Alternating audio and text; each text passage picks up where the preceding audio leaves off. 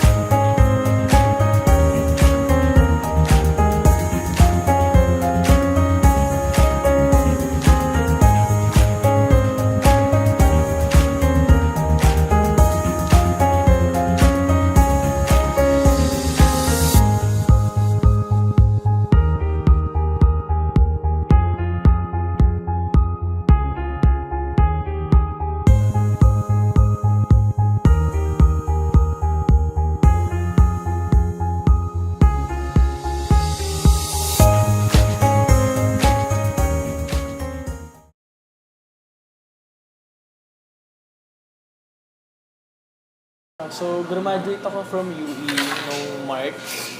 Tapos medyo nahirapan ako maghanap ng trabaho sa newspaper, sa TV. Although may offers naman, mababa yung sweldo.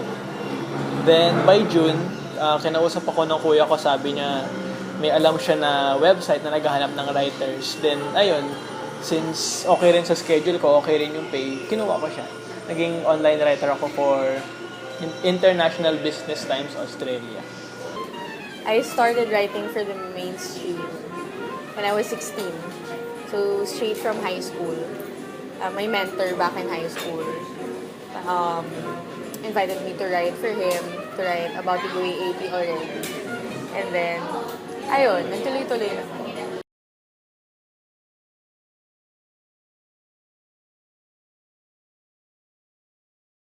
Daily challenges yung gigising ka ng maaga para maghanap ng news.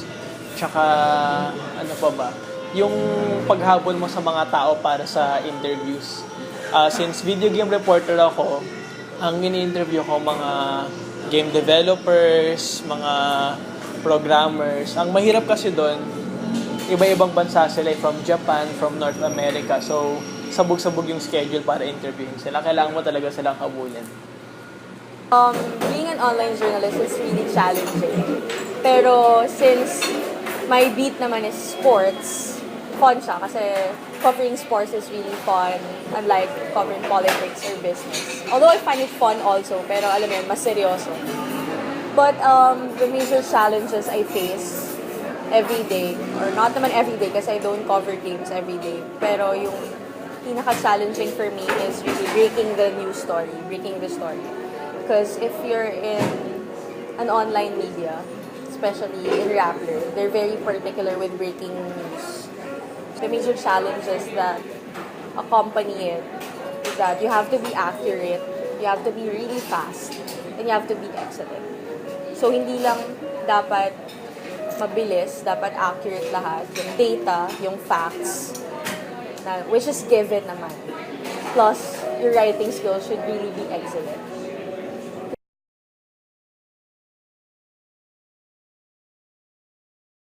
Ang worst experience ko is yung muntik na akong masuspend for an article na ginawa ko 3 months ago pa. Yung article about sa Metal Gear Solid, kasi yung isang character doon, si Quiet, medyo kakaiba yung suot niya. So, ang ginawa ko, naglaro ako nung game sa PS4, kumuha ko ng screenshot, then ginamit ko para sa article. After 3 months, kinontak ako ni Google, ang sinabi niya, medyo racy daw yung ginamit kong feature image. So, kailangan ko siyang baguhin. Then, kinontak ako ng website namin, ang sabi, huwag ko daw ulit gagawin yun kasi masususpend ako. Ang challenge kasi doon is, yung Google medyo meticuloso sila sa mga featured image na gagamitin nyo. So, dapat easy-easy lang. Kahit na yung iba gumagamit ng ganun. Pag sa'yo yung nakita nila na article na may racy na photos, i-report ka nila. Keeping up with the source, looking for sources, adjusting to their schedule, to their time. Kasi when you don't have a source, you don't have a story.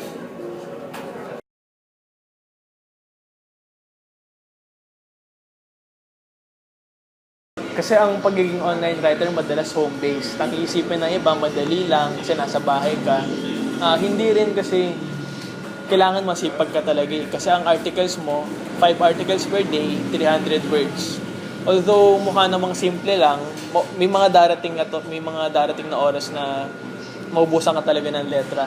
So kailangan masipag ka magsulat, mabilis ka mag-isip at dapat versatile ka sa mga style ng iba-ibang website. Yan. So, kung gusto mong maging journalist, whether in print or in online media or in broadcast, number 1, you should have what it takes. Given these skills, you really have to be good at what you do. Kasi this field is very competitive.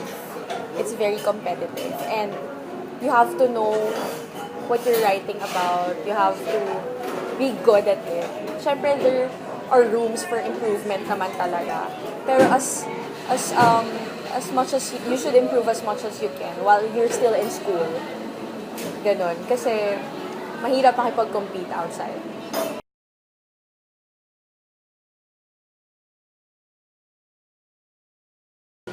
Sa ibang website, nakikipag-compete kami gamit yung keywords, tags, and tags. Kasi para dumami yung views ng isang article, kailangan maganda yung gamit ng keywords at tags. Pag maganda yung gamit nun, pag nag-search kayo sa Google, siya yung unang lalabas. Di ba pag nag-google tayo, hindi naman tayo maabot sa second page. At ang madalas na pinipili natin yung mga first 3 links. Ang goal nyo as a writer, umabot sa first 3 links yung article nyo. So, doon papasok ang keywords and tags. Gano'n kayo makikipag-compete sa ibang website. Pwede kayo mag-share sa Facebook, social networking sites para mag-trending yung article nyo. Pag nag-trending siya, aangat rin yung position niya sa search. Yun, kailangan mauna. Kaya sobrang particular talaga with breaking the story. Plus, content ng article.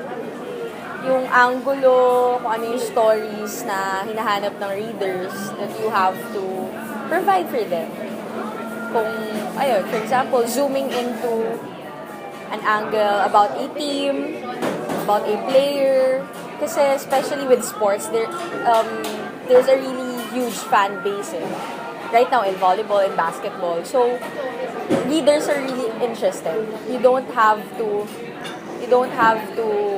parang catch the readers anymore because they're there and you just have to provide articles that would interest them.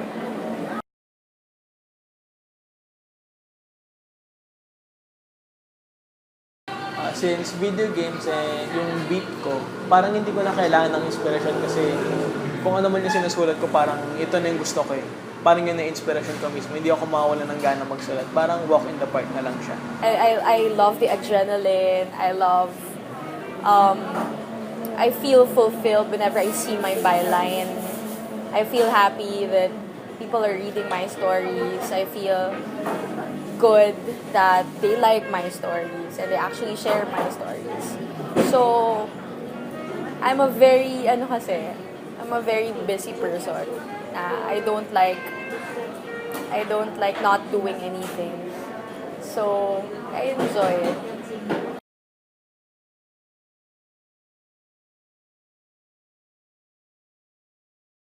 Siyempre, kailangan mabilis ka kumilos. Kailangan lagi kang aware sa mga balita. Lagi mong minimessage yung mga developer kung may development na ba sa mga ginagawa nilang laro. Basta mauuna ka, okay na yun. Dapat maganda yung headlines nyo. Sobrang importante ng headlines. Tapos, yung mga article nyo, kailangan hindi masyadong kakaiba. Kasi pag masyadong kakaiba, hindi siya isa-search ng tao. At hindi siya makikita sa kahit na anong social networking site. Tapos, kailangan nyo rin gumawa ng kakaiba na bagay. For example, starting next month, yung website namin, gagawa na kami ng mga video guides ng mga laro. And I just do my job. I just do my job and I don't think about competition because competition will always be there. Sabi ko nga before, parang whenever I feel insecure, whenever I feel inferior of my writing, of my skills, ganyan, minsan, the defense mechanism ko na, I'm not gonna stay here forever naman eh. I'm going to be a lawyer naman eh, ganun. But I realize na that's wrong because this is what I do now and I should be excellent at what I do. So, I don't think about competition. I just do my job. I just make sure that I write my stories well. I do my job. I do my best in looking for angles and looking for stories. And right now kasi I'm very concerned with the quality of my stories. Like for example, I want to do a human interest story, but I don't want it to appear too much show busy, if you know what I mean. Na parang nagmukha na siyang entertainment. Kasi medyo uso yun eh, in sports because athletes are public figures talaga and they have a lot of fans. So I'm trying to develop my writing right now. I'm trying to mature and experiment with my style, ganyan. So, ayun, I just do my job. And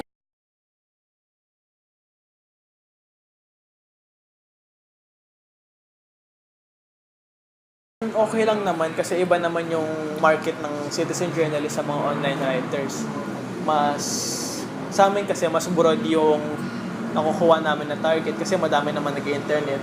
Meanwhile, yung sa citizen journalist, mga dyaryo, may mga bumibili rin naman ng dyaryo. So, hindi kami apektado ng mga citizen journalists in terms of sales and views. citizen journalism is something that is really up for debate right now. Like, what do we call them? Pinagdedebatihan yun eh. Even sa UN. Kung ano ba talaga ang definition ng isang citizen journalist. Kung hanggang saan lang sila dapat. Kasi, supposedly, news organizations, especially TV networks, are supposed to filter them pa din. Kasi di ba may mga segments silang ganun sa news, na parang news scoop, mga ganun, sa GMA, ganun. So, filtered pa rin yan.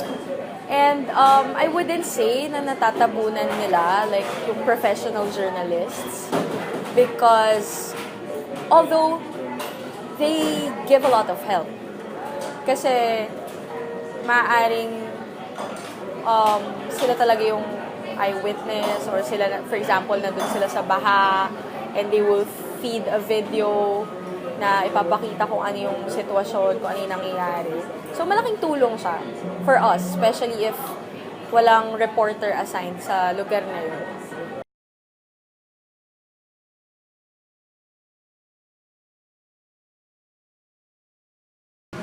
Never, kasi minsan kailangan mo talaga ng competition eh. Kasi kung wala competition, hindi ako mawalan ng gana.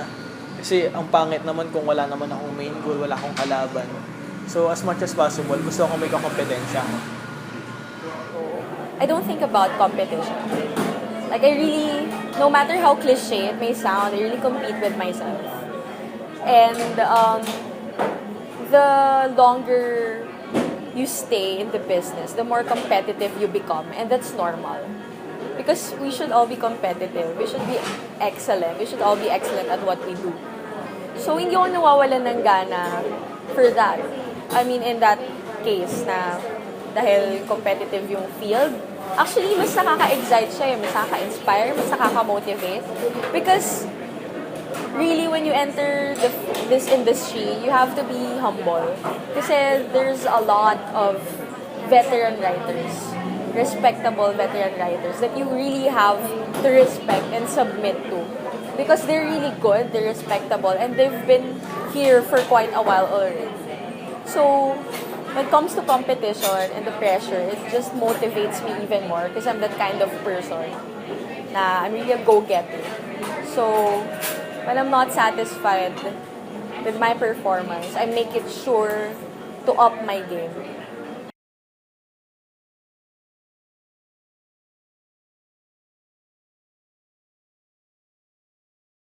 As for tips, siguro kailangan masanay kayong maging madaldal pag naging online join kayo. Kasi minsan bibigyan kayo ng editor niyo ng isang beat na sobrang hirap gawa ng news. For example, may isang editor na nag-tweet ng isang sentence lang. Sa isang sentence na yun, magawa mo ng 350 word na article. Mukha naman siyang mahirap, pero kaya siya. Pero as much as possible, kailangan mag-train na kayo kung paano magsulat ng mahabang article. Hindi pwede yung basta-basta na lang na sinusulat. And another tip, maging meticuloso kayo sa mga article nyo. Kailangan walang mali sa grammar, tama yung mga pangalan. Kasi pag may mali kahit na konti, let's say sa pangalan, nagkamali ka na isang letra, pwede kang ma-reprimand, lalo na kung nakita ng tao yung pangalan niya mali. Pwede kang masuspend agad. So my advice to all aspiring journalists, just continue what you're doing, practice some more. I suggest that you look for a mentor who can really look after you and critique your works and be open to criticisms more than compliments. Just improve as much as you can. Read a lot. Read and read a lot. Read the newspaper. I'm old school. I still read the newspaper more than the online news. Grasp every opportunity that will come your way. Join your school publication. Try to get as much experience as possible, even if you're still a student. Masanay kayo mag-cover ng events. Kung ano man yung magandang training, just go for it. And I also suggest na magpasa kayo ng articles nyo sa Inquirer, sa Philippine Star, because they have this thing called Young Blood. So, search nyo kung paano mag-send. Pero they publish, they're going to publish your work online and in print. So, ayun. Ano pa ba? Don't give up on your dreams because it's really possible. And if you love it, I'm sure you're gonna prosper. And I really hope that I see you someday, that we see each other someday in coverage, ganyan. Kasi very fulfilling siya. And journalism is a very nice career. I know that a lot of people say na walang pera, but it's really fulfilling whether what track you're planning or you're dreaming to pursue. So, you can do it.